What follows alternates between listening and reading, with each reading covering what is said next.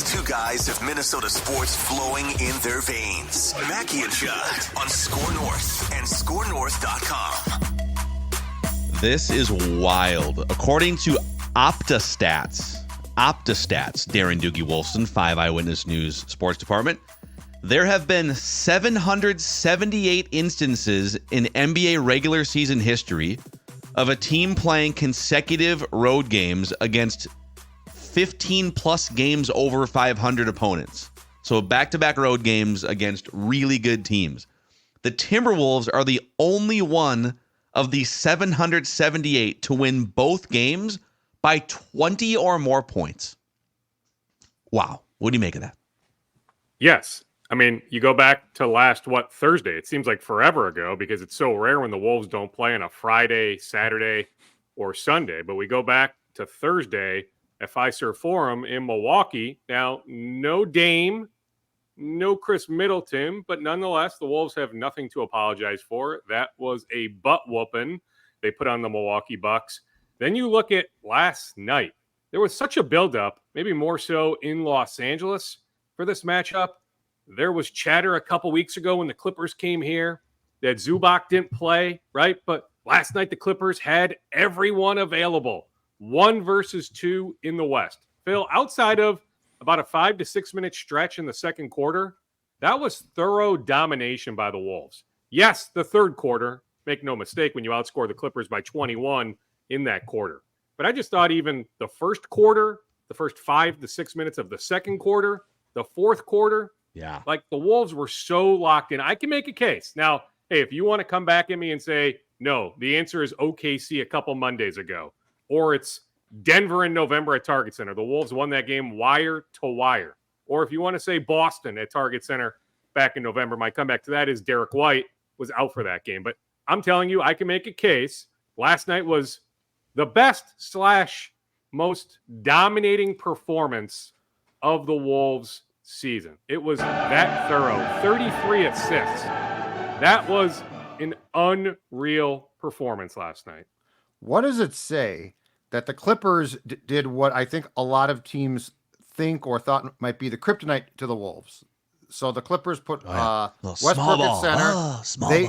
They went small, and the Wolves didn't flinch. Like, to me, that's sort of a playoff statement, right? Because that's what teams did to the Jazz when Gobert was there, and that did prove to be a kryptonite for the Jazz. What does it say that the Clippers did that, and that it worked for a little while, but to Finch and the Wolves' credit, Dukes, they adjusted and were absolutely fine. And by the way, they didn't back down. They didn't freak out.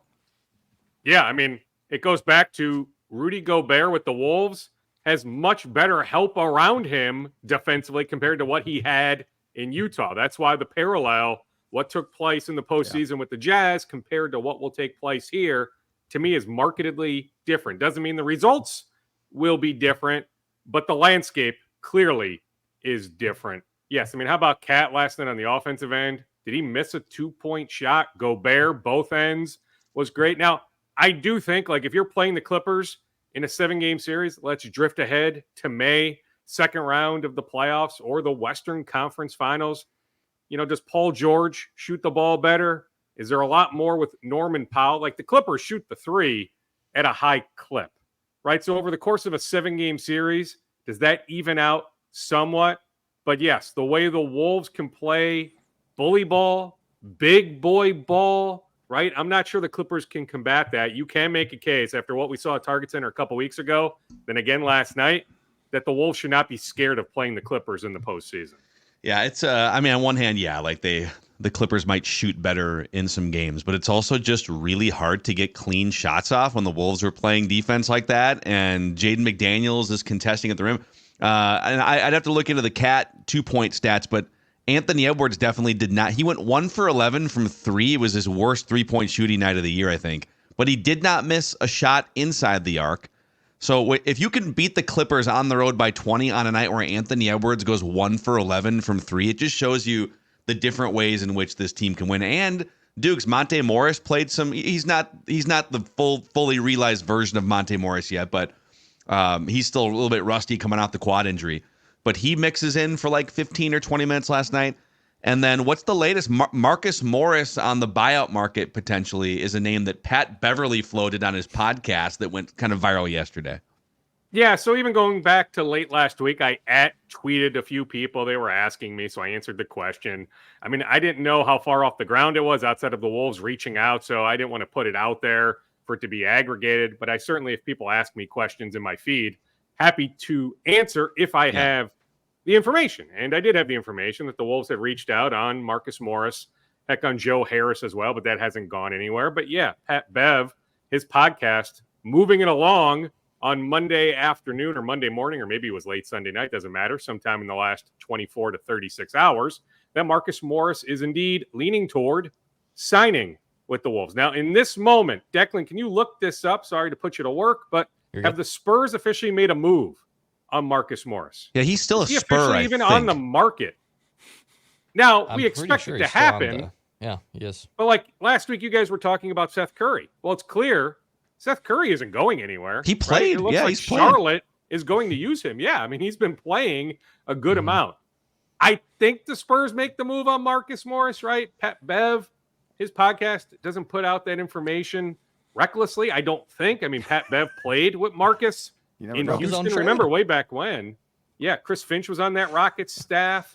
Hey, Cole Aldrich was on that Rockets team as well. You know, Marcus has, some dog, some toughness. You think about Bev a couple of years ago. Marcus has a lot of those same qualities. Yeah, I heard you on SKOR yesterday going with that, Phil. I love it. So, yeah, I mean, I have no reason to doubt that information. I'm just saying in this moment, we are still awaiting the Spurs to actually make the move to free him up. Thus, then he can sign with the Wolves. Yeah, he's a hockey guy, Judd. Marcus Morris is like what your third line. Just a mucker? He's not like a full-on enforcer because he can score. Like, he can shoot threes and he can score a little bit, but he'd be like the bodyguard for Anthony Edwards out there. Go in the corners? Yeah. Go on the corners. Mm-hmm. Yeah. Yeah, I mean, and I'm even thinking, like, if there are instances where teams find a way to, like, force Kyle Anderson to shoot it and he misses a few in a row, like, can Marcus eat up some of those minutes? I mean, I get it. Finch loves Kyle for everything that isn't shooting, the intangibles, the passing.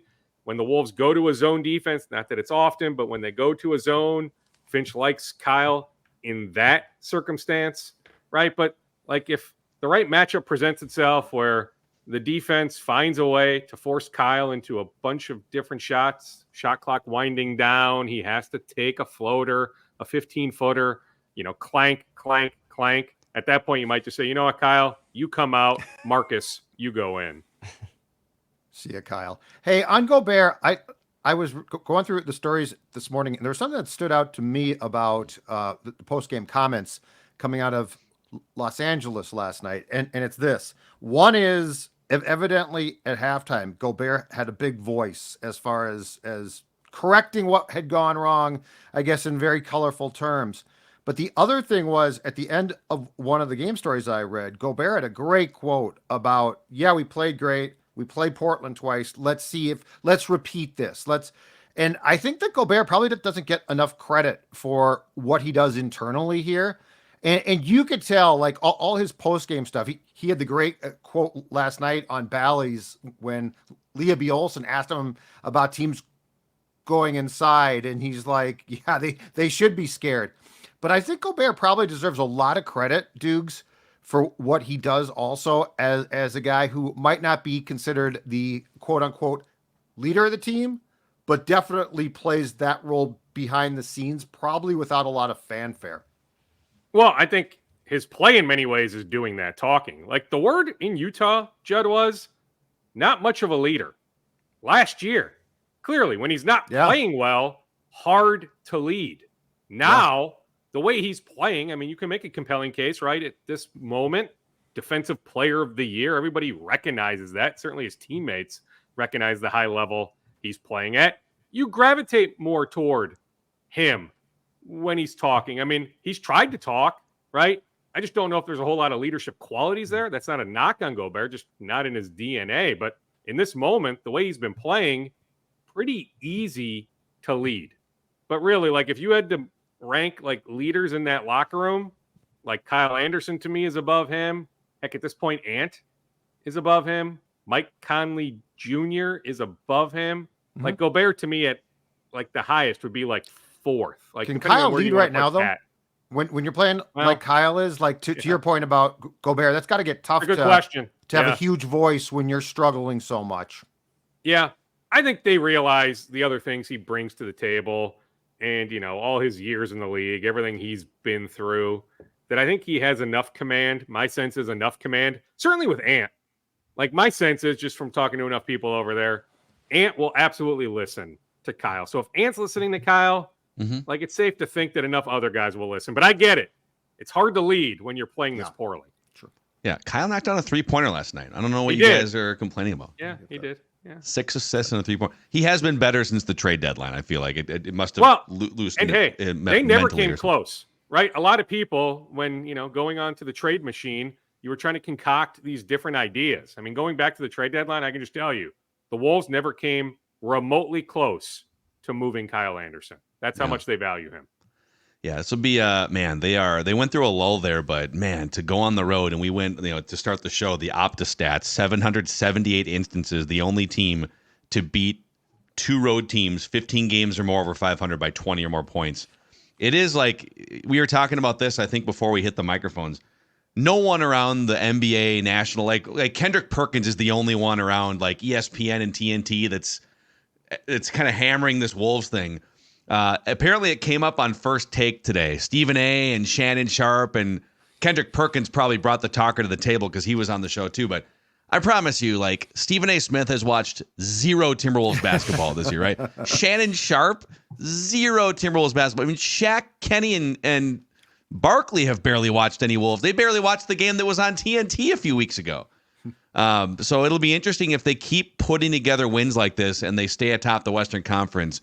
When will they become a focal point among the national media? I don't personally, whatever, like, go prove it, but at some point they will have to start talking about the Timberwolves. Well, and I think it could happen as soon as, maybe this is dangerous, but let's presume win tonight, win Thursday. No Malcolm Brogdon. Heck, Anthony Simons is banged up. Is he still out? Scoot Henderson has been questionable, didn't play over the weekend. So does he play tonight? So let's presume win tonight, win Thursday, head into the All-Star break. That first game after the All-Star break is a Friday night game, late start, Target Center, national TV against the Milwaukee Bucks. So if you beat a fully healthy Bucks team, now maybe Chris Middleton isn't back by then, but Dame Lillard plays in that game for Milwaukee. If you win that game on Friday night, the 23rd, I could see at that moment, Phil, things shifting. How about a couple more notes about the Wolves, courtesy of Wolves PR? So the Wolves are now 23-11 this year against teams above 500. Those 23 wins, the most in the NBA. So again, the Wolves have the most wins in the NBA against teams above 500. 12 wins this year of 20-plus points. 6 of those 12 on the road. So the 12 20-plus point win games, that leads the NBA. The 6 on the road leads the NBA. So again, 12 wins this year of 20 or more points. They have been dominant so often so far this year. Wow. It's kind of crazy, man. All right. But it comes down to matchups, right? Like, I'll hold on. I still wonder after what Dallas did, Gafford, Washington, like if it's 1-8 Wolves Mavericks or 2-7 Wolves Mavericks, you feel good, right? Because the Wolves have home court advantage. But like, do you feel really, really good in a best of 7 against Luka, against Kyrie? Or if it's Wolves Lakers, could you imagine the whistle the Lakers will have on their side if it's 1 Wolves against 8 Lakers? There's so many fascinating matchups. And Ed Malloy does the entire series. Yeah, well, just referees the entire thing. Yeah. I will give Ed Malloy credit. He fessed up? He fessed up. Yeah, so end of Knicks Rockets last night. I was watching live. End of the game. Aaron Holiday is trying to throw up a prayer after Achua. Nice block. Looks like the game's going to overtime. Jalen Brunson jumps up toward Holiday. Maybe minimal contact. Like, it was a prayer. Like, there's no way you blow the whistle. And it wasn't Malloy who blew the whistle. It was one of the other officials. But Malloy, crew chief, right? Like, he could have overrode it. He could have said, no, like, we can't do that. Let's get together. Let's put our heads together. Hey, let's reverse that call in the moment. But no, they let the call stand. Aaron Holiday makes the first free throw, makes the second, purposely, rightfully so, with 0.3 seconds on the clock, misses the third, clanks off the rim.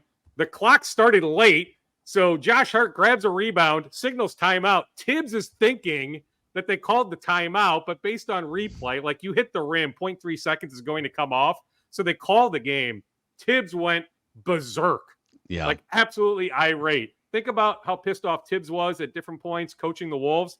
I've never, like I saw him last night, never seen Tibbs like that. He did calm himself down 10, 15 minutes later when he met with reporters. But in that moment, I've never seen Tibbs that pissed off. But yes, brooding. That was an Ed Malloy crew. I love a brooding Tom Thibodeau. It's great, man.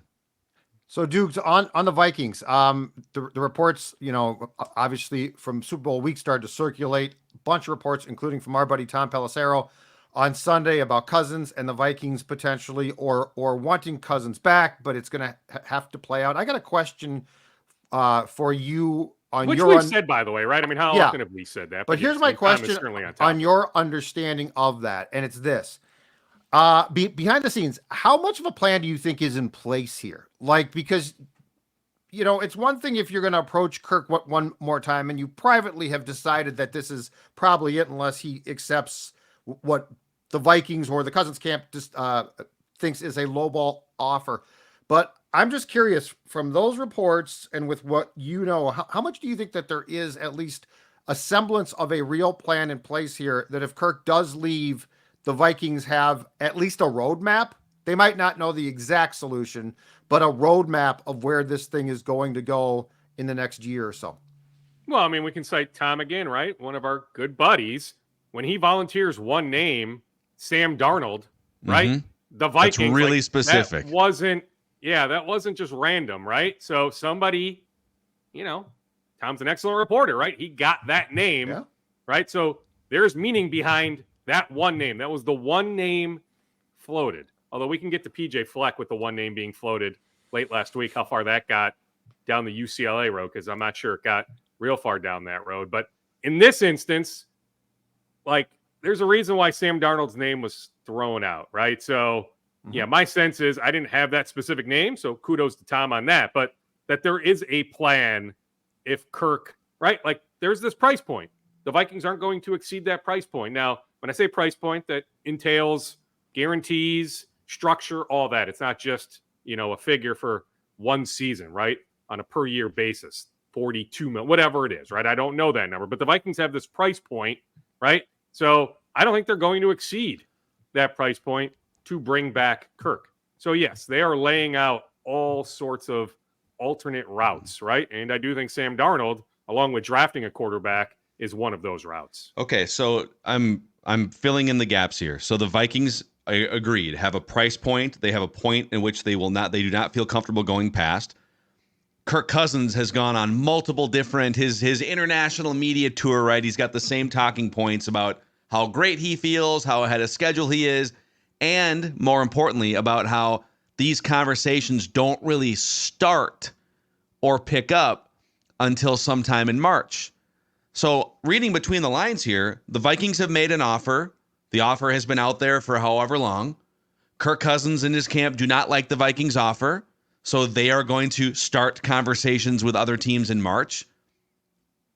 I mean, they're done, right? I mean, unless Kirk is underwhelmed by the market, or unless the Vikings drastically up what they're offering, it sounds to me like Kirk has broken up with the Vikings, that he has rejected their offer. I'm not quite there yet. To me, it's a negotiation. It's not, hey, this is it, we're done. But, the money's going to be out there. If it's just money / structure, some team, all it takes is one team, whether that's Atlanta, Pittsburgh, Denver, you name the team. We've gone up and down the list many times because, to me, it's as compelling a talker right now as there is. So we'll continue to do it over the next handful of weeks. But whoever it is, all it takes is one team. That money is going to be out there. So if that's the number one thing for him, yes, I'm with you, Phil. He is gone. But I still think there's a negotiation to be had, some more back and forth. that it certainly will pick up, maybe more so like February 28th, February 29th into March 1st at the Combine in Indianapolis. But like, I'm not at that point right here on February 13th to say it's done, it's over, 100% Cousins will be elsewhere. I'm not there. If the Combine, because there's so much information that comes out there, Dukes, if the Combine, the Vikings go down there, and the entire buzz is, if Kirk does not go back to the Vikings, it's the Falcons. And a lot of people, including this show, have talked about why that makes a ton of sense with his wife from the suburbs in Atlanta. If you're the Vikings, do you stop that? Because if you can steer him to Atlanta has the 8th pick. That removes them as a possibility to take a quarterback. The speculation right now, reckless or not, is that Atlanta and the Vikings are the main competitors to potentially trade up to 5 with the Chargers to get that pick. If I'm the Vikings and I see that path developing, I think there's a very compelling case to very quietly allow it to happen. Well, so that means that you think there's a clear separation on the Vikings board between the top 3 quarterbacks. Let's take Caleb Williams out of the mix. Pick one. Okay, so Drake May in all likelihood, right? Drake May, Jaden Daniels. So you're saying there's a clear separation, those 2 guys, from J.J. McCarthy, Bo Nix, Michael Penix? Well, McCarthy, with what Thor has talked about, I'm not as certain. The other ones, I think, yes. And based on the Senior Bowl, sure. But I buy the Jaden Daniels team. I buy that. I buy that he would be a very good fit. Yeah, well, and this isn't going to be a surprise, but somebody who knows Jaden, I was just going back and forth on some other stuff, and his name came up, right? The LSU connection with Justin. You look at all the weapons here. Yep. Like Jaden Daniels would 100% welcome being a Viking. But I'm just saying, like, are we sure there's this separation on the Vikings board that they need to move up to 5 or 3? Like, are you getting a guy at 5? Do you need to move up to 3 with New England? Right? I mean, that's fine if you're talking the Chargers at 5, but do you need to get to 3 with the Patriots?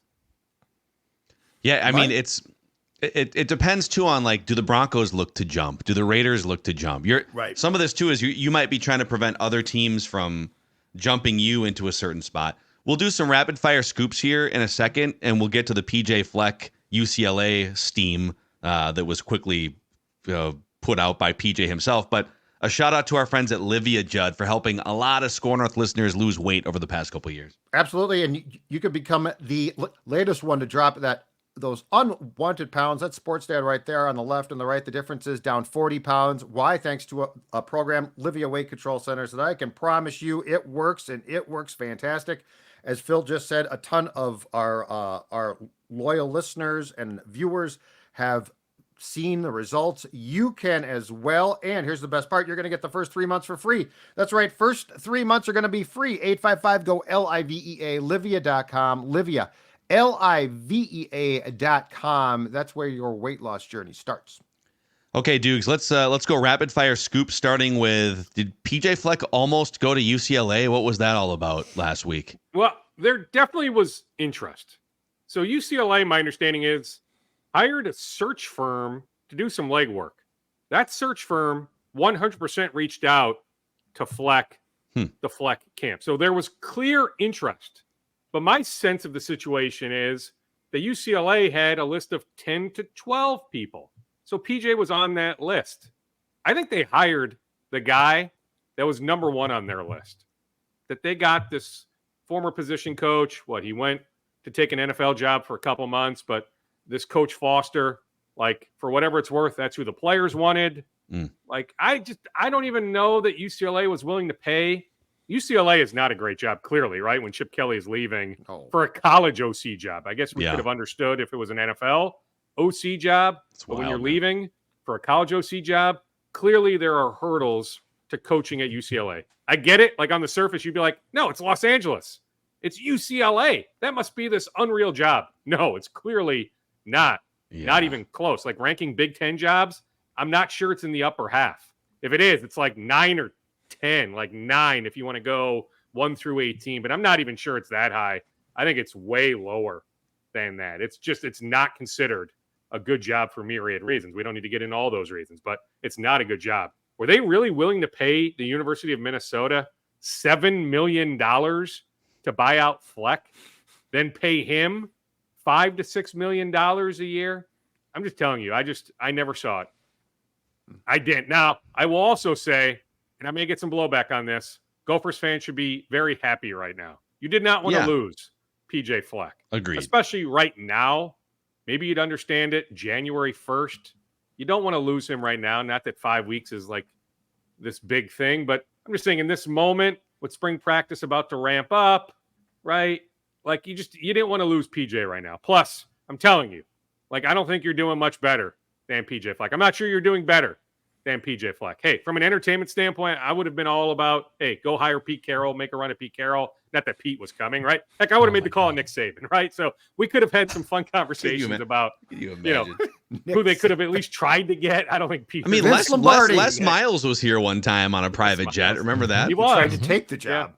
But I'm just saying, like, Gophers fans, you don't want to lose PJ Fleck. So you should be grateful that PJ is staying. But I'm also saying in the same breath, I just don't have the sense that UCLA ever was like really, really all in, right? I get it. Brett McMurphy on Friday puts out one name, and he's incredibly plugged in.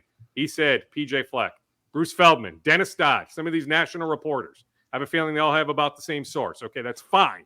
All right. I'm just telling you, my own spidey sense is yes, PJ was on a list, but there were many other names on that list that UCLA in the end hired the guy that was number one on their list. Yeah.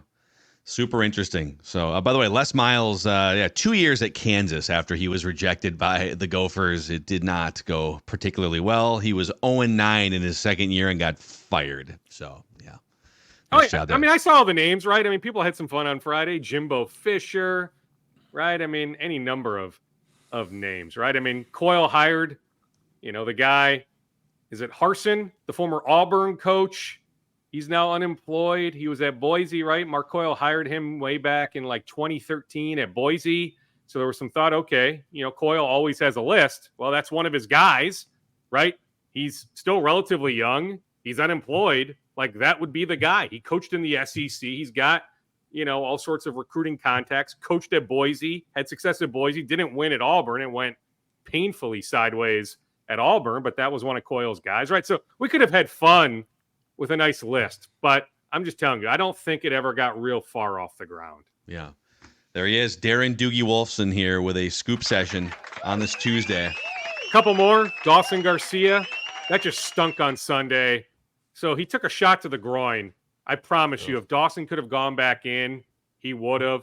Heck, if you've ever been punched or kicked in the groin area, you know how painful that is, especially in the moment.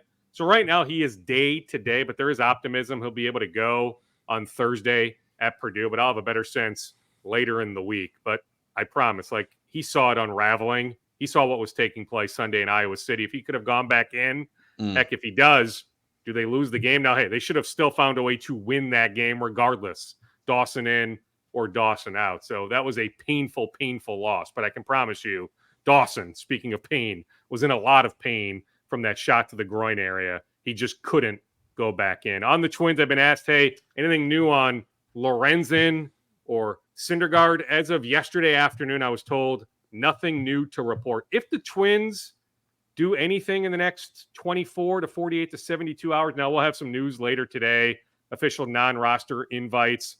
Jordan Balazovic, we'll find out where he lands here later today. Aaron Sabato, I've mentioned a couple of the names, at least on social media. Aaron Sabato, the 2020 first-round pick, he'll be one of the non-roster invites. Clearly Brooks Lee, right? So we know some of the names on the non-roster invite list, so that'll come out later today. But the Twins sign a free agent in the next 24 to 48 to 72 hours.